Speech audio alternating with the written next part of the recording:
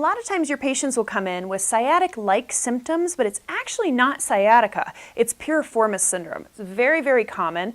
The difference between the two typically is that with piriformis syndrome, they can stretch and it will decrease the pain immediately, whereas with sciatica, typically you're not going to get a huge change with the stretch. The other thing is with piriformis syndrome, you're going to have pain from about here to about the knee, typically not below the knee, because the piriformis is a muscle that runs right here and it compresses on that nerve and causes some of that discomfort, some of that pain referring down the back of the leg.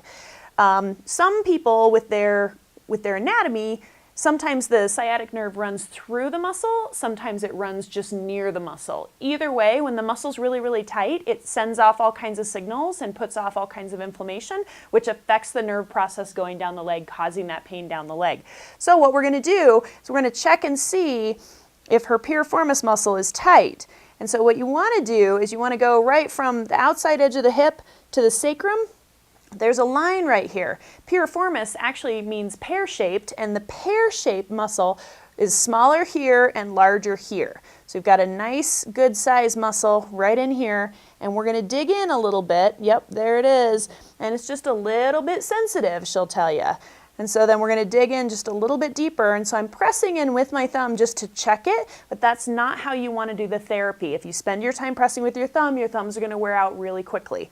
The soft tissue work we're going to do to correct the piriformis is then going to be supported by the homework exercises that we're going to give, stretching this piriformis so that she's actually getting relief from her symptoms 24/7, not just while we're working on the soft tissue and stretching her here in the office. And of course, you're going to adjust the pelvis, and of course, you're going to adjust the hip as well if it needs adjusting.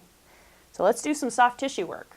The piriformis runs right along this line here. So when you're going to put some pressure in, I want you to take your elbow and gently, very gently, only to your patient's tolerance level, you're just going to lean in just a little bit. So this way, this is the pressure, and you're not using any of your muscles. You're just using a little bit of gravity and just leaning in.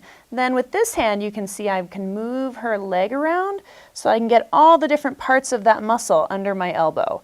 And she'll tell you it's pretty intense right about there, and we're going to hang out there for just a little bit. And then I'm going to roll her this way. I'm going to stretch the muscle a little bit, so you'll notice I'm leaning in and my elbow's gliding out a little bit.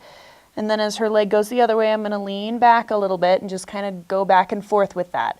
If they're having a hard time giving you their leg, do little circles. A lot of times patients have a hard time relaxing when you're doing this because it's pretty uncomfortable. So explain to them why you're doing it and what it is that you're doing. I'm just putting a little bit of pressure in here so we can relieve that tension on that muscle. It can stop squeezing that nerve and your leg pain will go away. Just let them know what you're doing so that they feel safe and they can relax.